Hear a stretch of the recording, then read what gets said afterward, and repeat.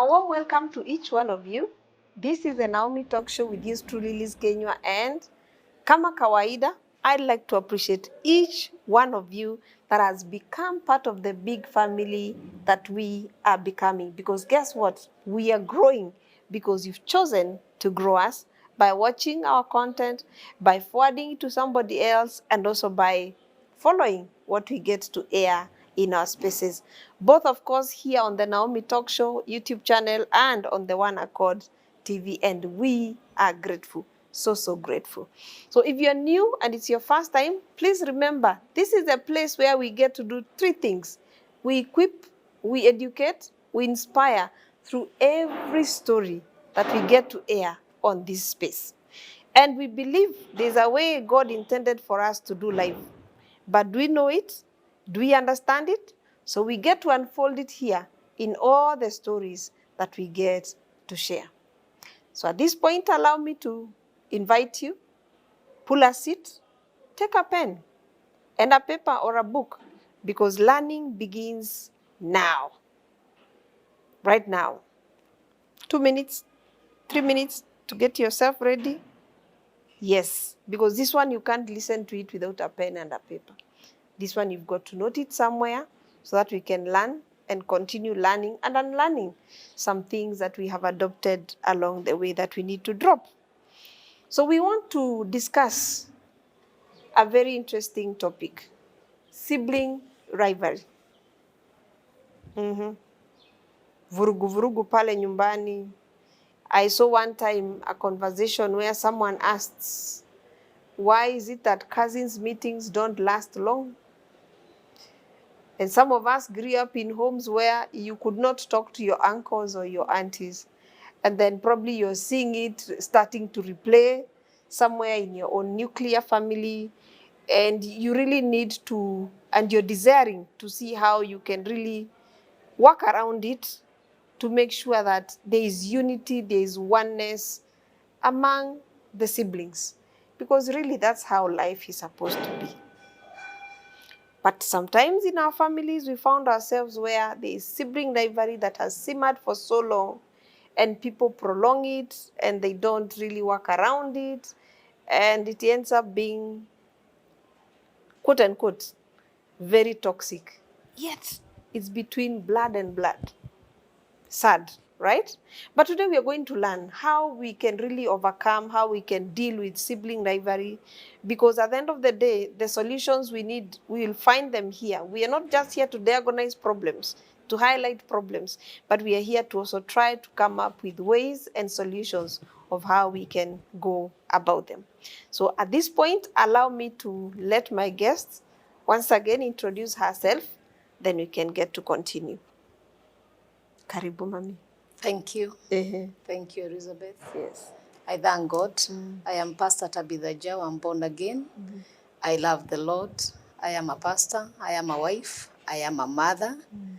And I bless the Lord for another opportunity to speak to the world and to help us handle some of these issues that have troubled mankind all these years and to improve. As she has said, we are here to learn together even as we continue. So karibuni sana as we learn together. Amen. Yes. So sibling rivalry, I am sure probably you've heard about it, you've witnessed it. Even, I know, especially being a pastor, you have so many things that come your way as pastors. Oh, mimi na ndugu yangu hata tuonanangi eye to eye.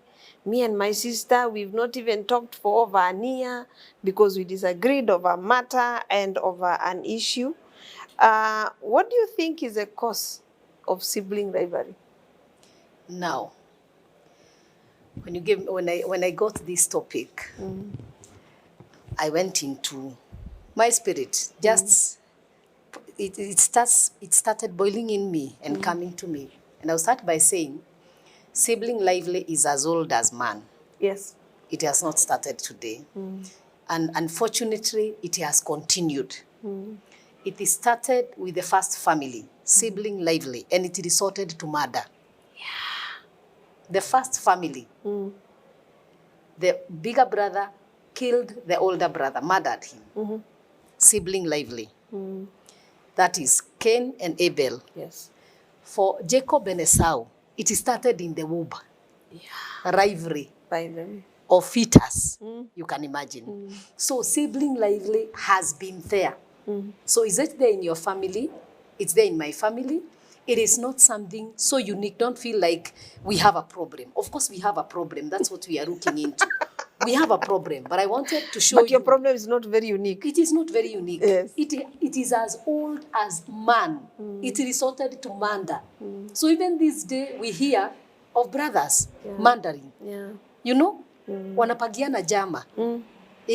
Kikuracho ni kile tu kiko nguoni mwako. It is not somebody from outside. Whatever is, you know, wanapangiana mambo. So sibling rivalry has been there, and it is as old as man. Now, in my searching in what causes sibling rivalry, even from that first family, Cain and Abel, it was caused by jealous.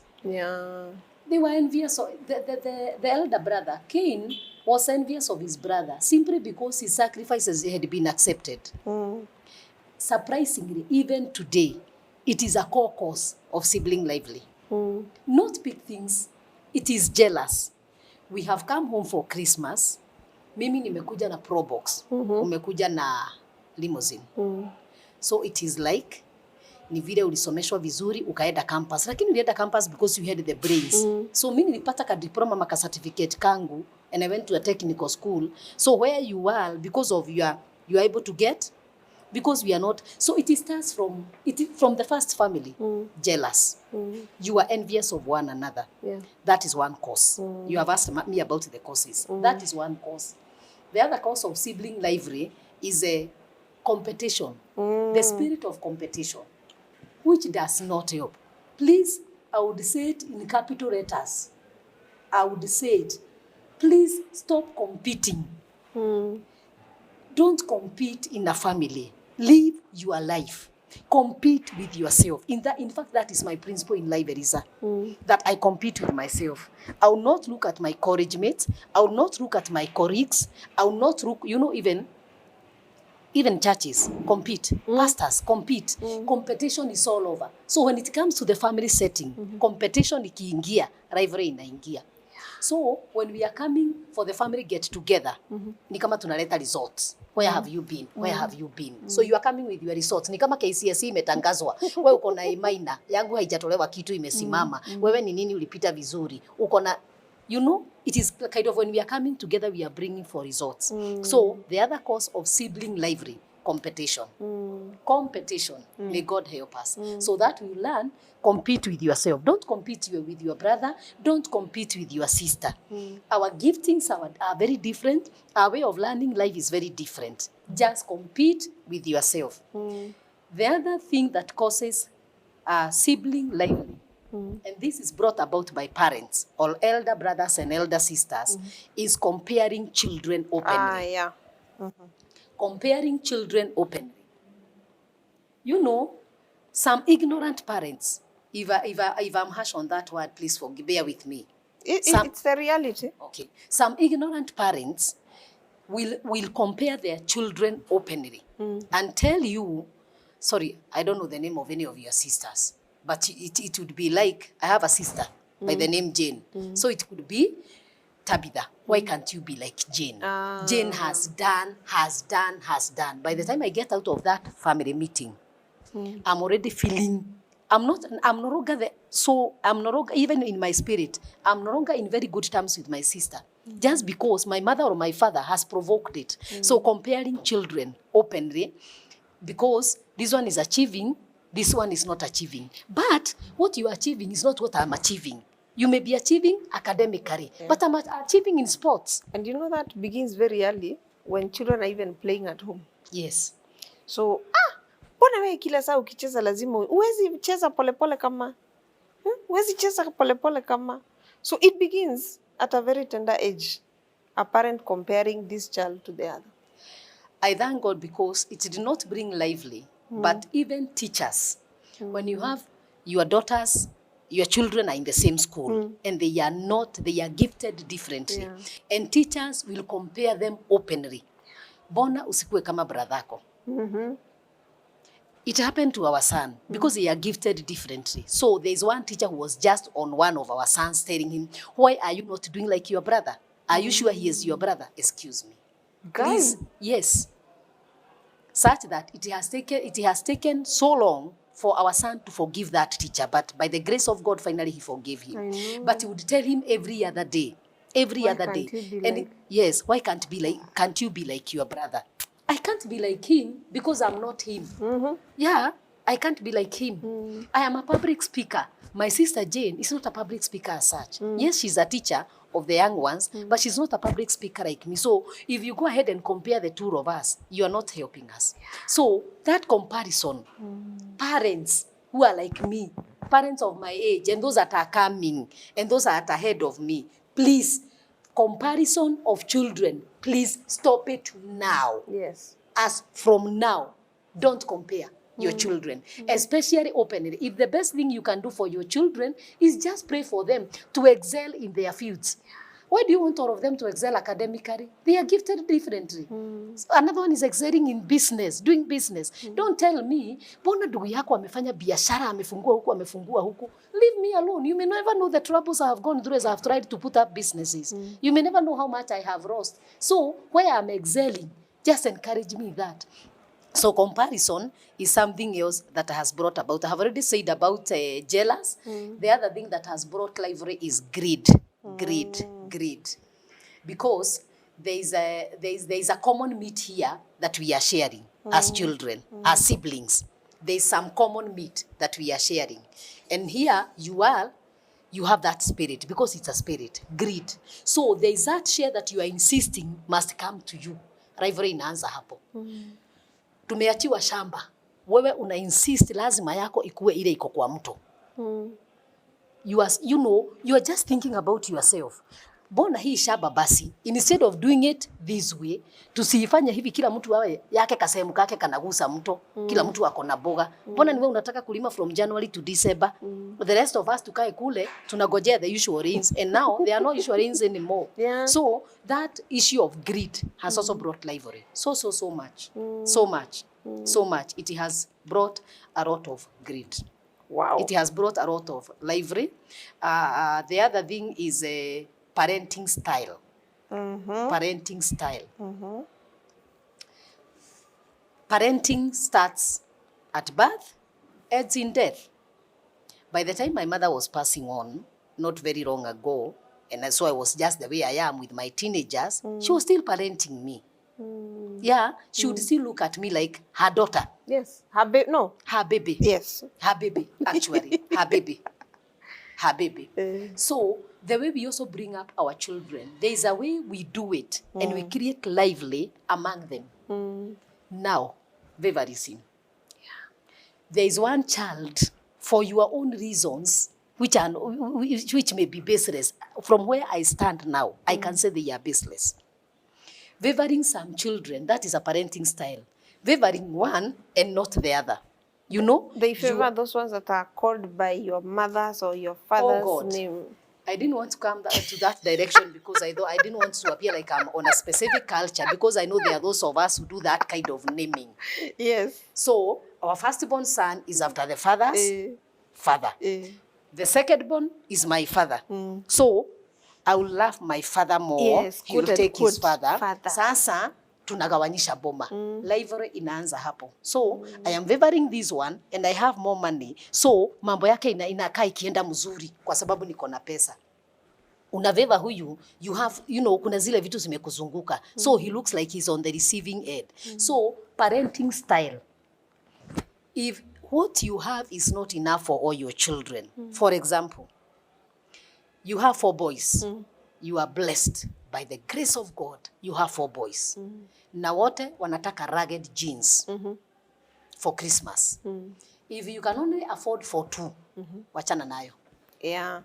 Please don't. Yeah. Rivalry starts there. Utapata imechomwa. And you'll not know ilichomwa aje. Yani, something will just happen.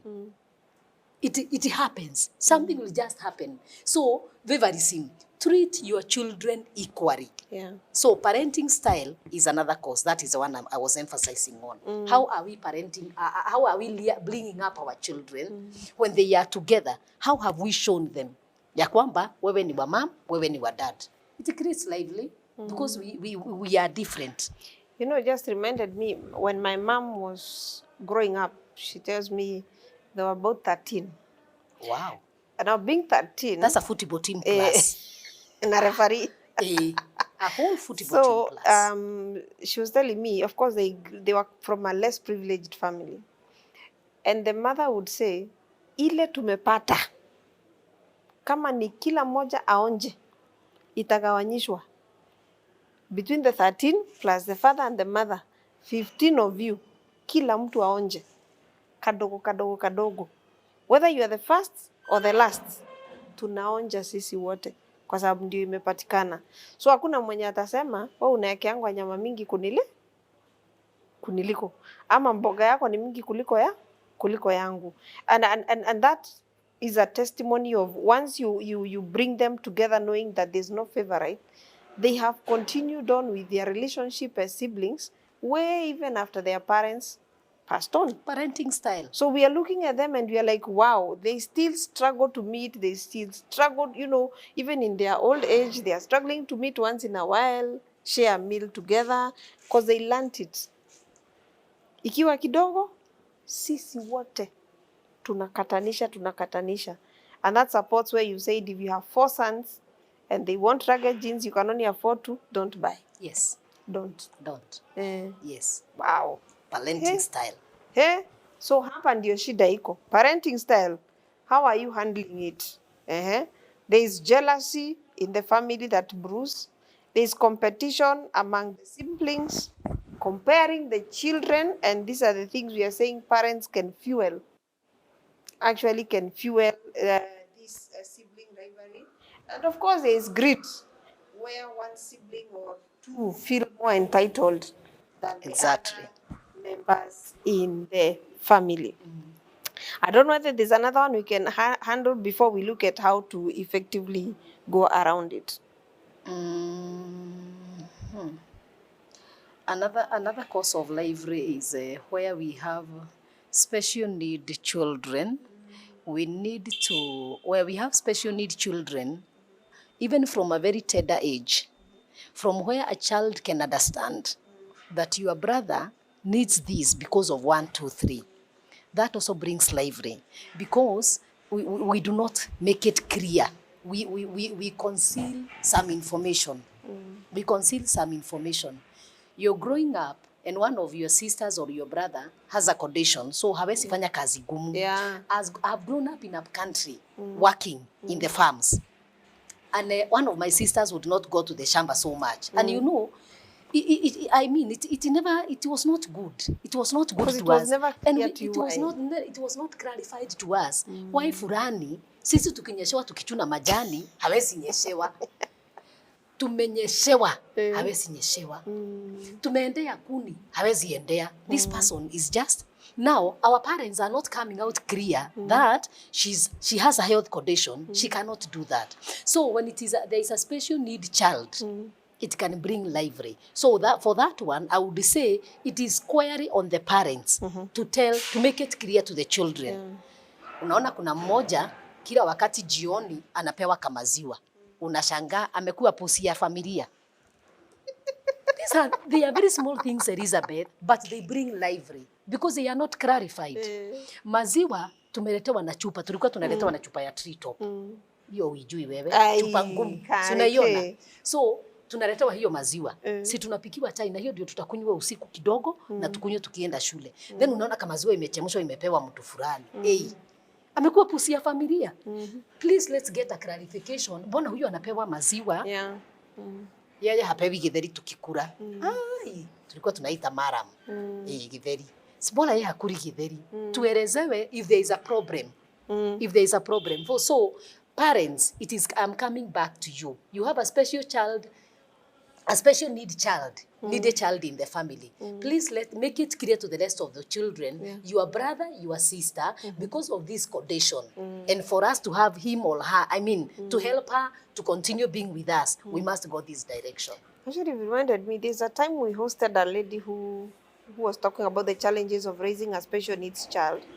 And she said it's clearly very important for the other children to clearly understand what is happening from a tender age. They may not understand the condition in its big name jargon, but they need to understand my brother or your brother is differently enabled than you. Exactly. Then as you progress, as they continue to the place where they can understand, then you bring in the jargon of the word or the condition that probably they are going through. And she said it also helps that other child to be able to manage their own expectations when the demand of the other child is in place. Exactly. Yeah. Wow, okay. I hope we are learning. Yeah. All of us, the older ones, the younger ones, because we need to bring back unity in the family, unity in the home. And really, these are things that we can manage. And even for those of us that are raising children right now, the buck stops with you in most of these conditions. Yes. But Tabitha, there is a way parents sometimes, especially when children are very young, we solve the problem. Firstborn anaumia sana.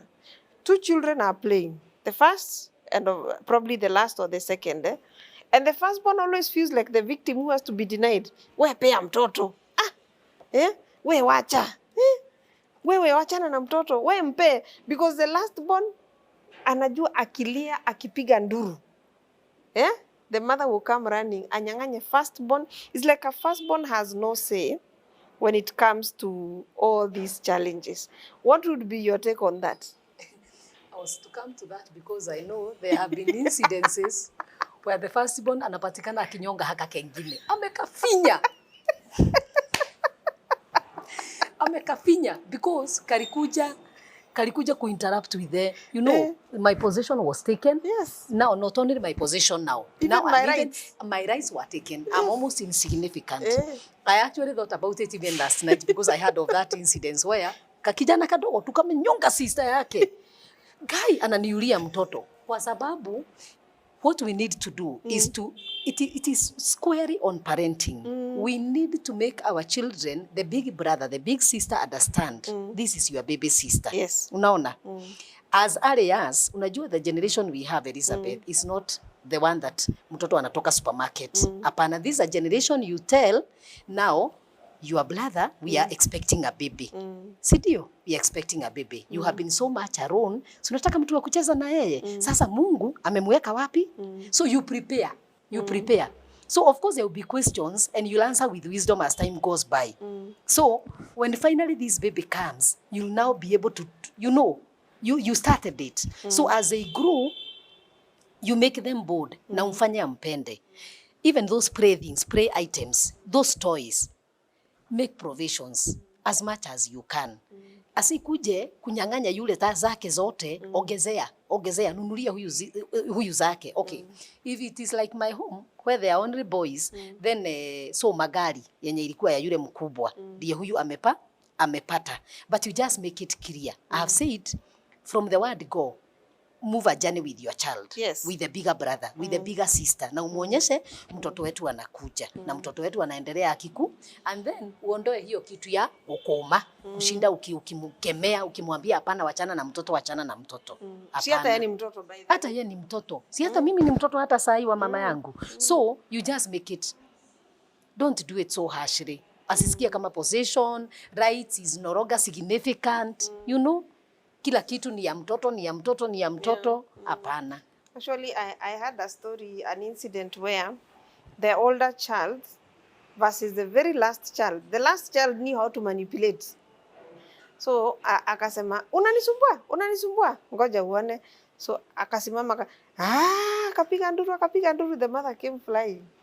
I didn't know what the response of the mother is. Umefanyia nini mtoto? As in, it is so obvious. This one carries the problems is the cause of the problem, regardless. Na huyo ni kudramatize, amedramatize. Oh God. Juu anajua all the time, mama atakuwa naangalia. So, tumemulea hivyo na tumemuonyesha. Yes. that is wrong. Akipiga nduru tu, kuna watu He is the wataekelewa hiyo cause. shida. Hata kama ni tumbo inamuuma, he is the cause of the stomach upsets. Oh God. So yeah, we need to be careful. As she says, the buck stops with you as parents. Yeah. To make sure that you now usichukulie hivi because hata kwenye imefika imegraduate watu wananyang'anyana mashamba na wana it started as a small thing that was not sorted, so let's be able to iron them out as early as possible, make every child comfortable. However, let's go back to Tabitha. Now that we've addressed the problem, how can we now effectively build our homes and our families that our children and our children's children can live together in harmony? Now, this sibling lively is not in the air. It's about material, it's about attention, it's about successes, all those things. From a tender age, I would advise parents, make provisions for your children equally. And I said it when I talked about the ragged genes. Yes. Make provisions for your children equally where you can. Make those provisions. One may be going to a boarding school where the place is very cold, so may need a winter jacket. So if you have to buy a winter jacket for that one who is going, of course, and talk. Communication is key in everything. I have realized communication, be it in a working place or wherever. Please make it clear. You come one evening with a very beautiful winter jacket, just one.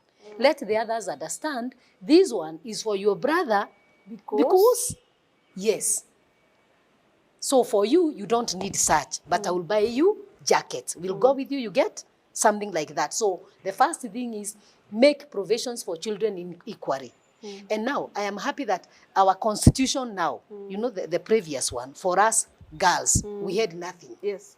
In our families where we have come from, for you and me who are already married. But now the current katiba entitles us.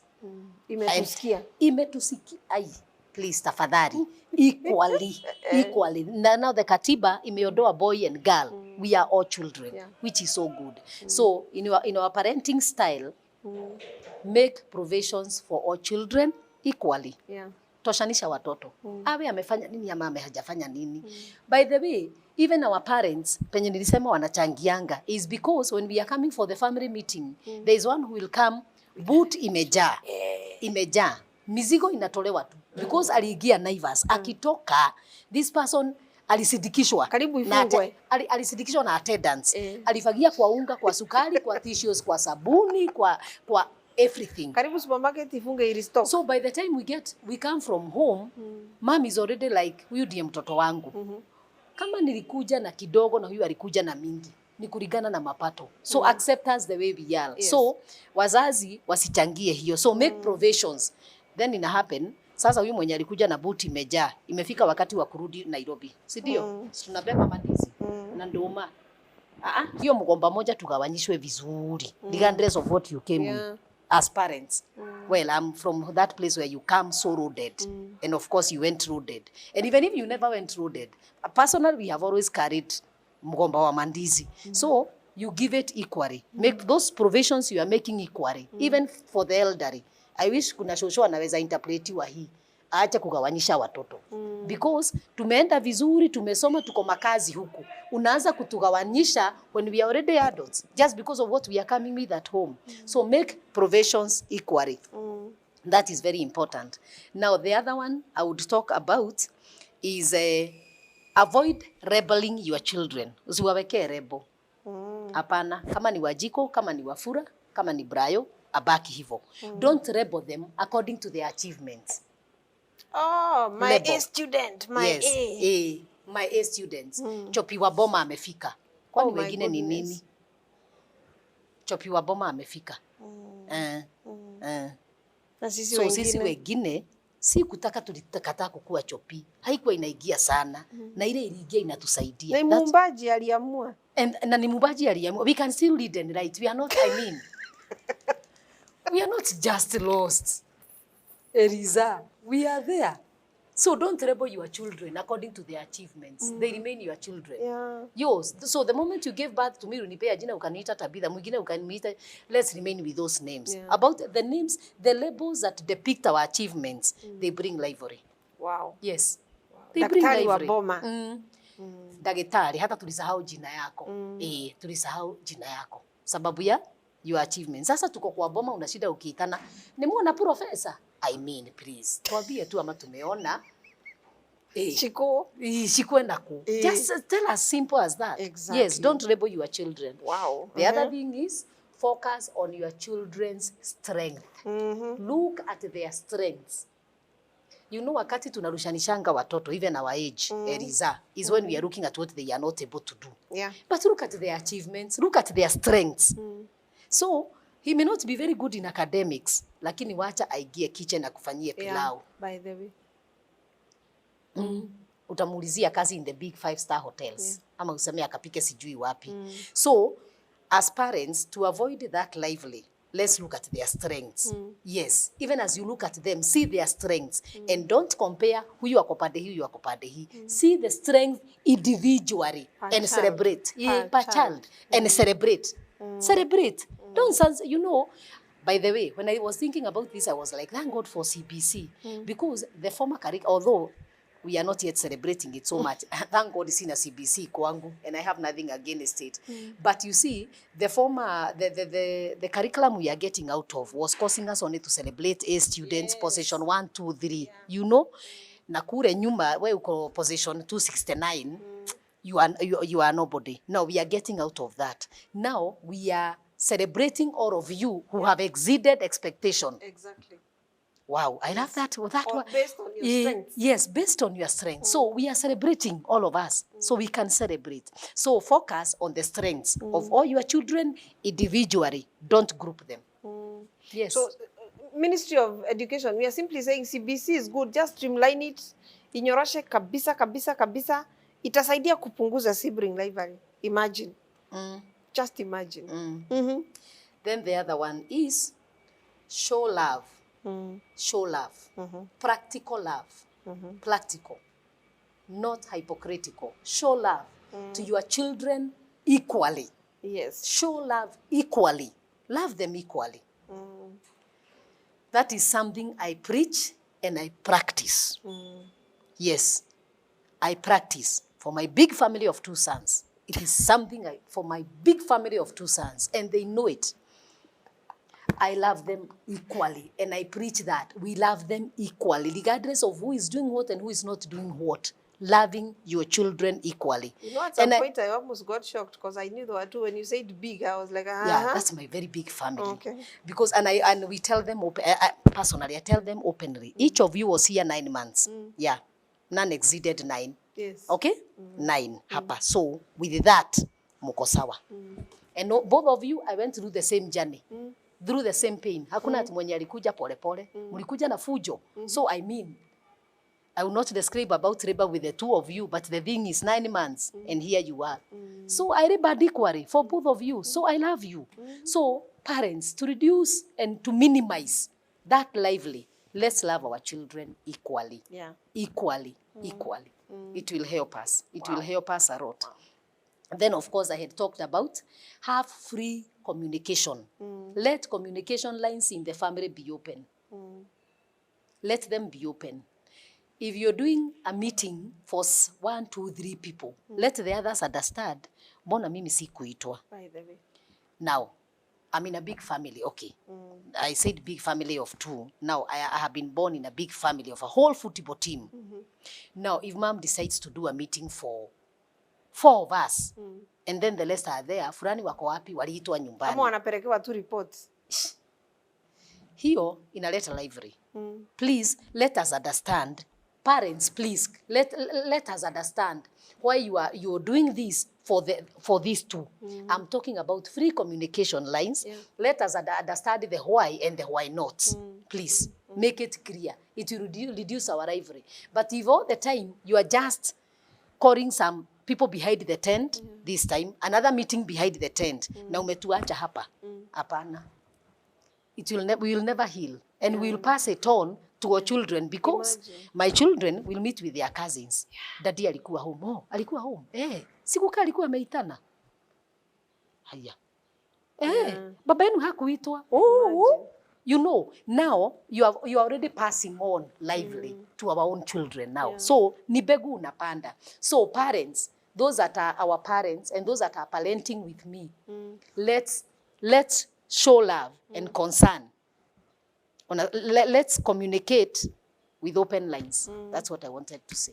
Wow. Communication. Communication. Mimi sijui uko na points ngapi. Let me tell you what I have. Yeah. Make provision equally for your children. Let the lines of communication be clear and very open. Accept children as they are with their abilities and strength. Avoid labeling your children according to their achievements. Focus on their strengths and love your children equally. You see, I'm a good student also.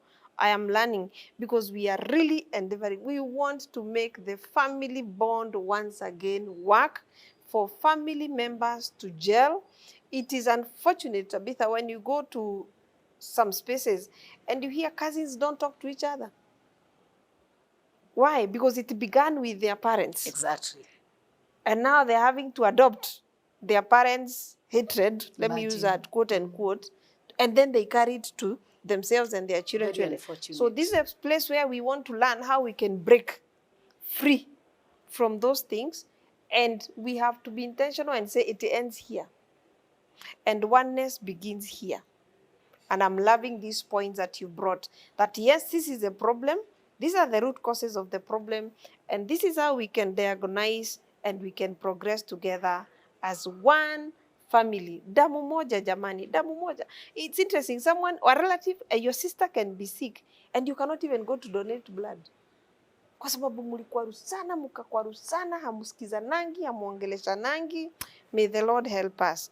We who are of the household of faith, we need to wake up and work towards building family bonds that can last even to the next generations that are after us. So as we finish, what would be probably your closing remark? Before I close, a minute. Why do we do team building for organizations? To exactly do that, build the team and the cohesiveness of the team to be one. Now, a wild thought came to me. Maybe we need team building sessions for families where they can be taught how to live together.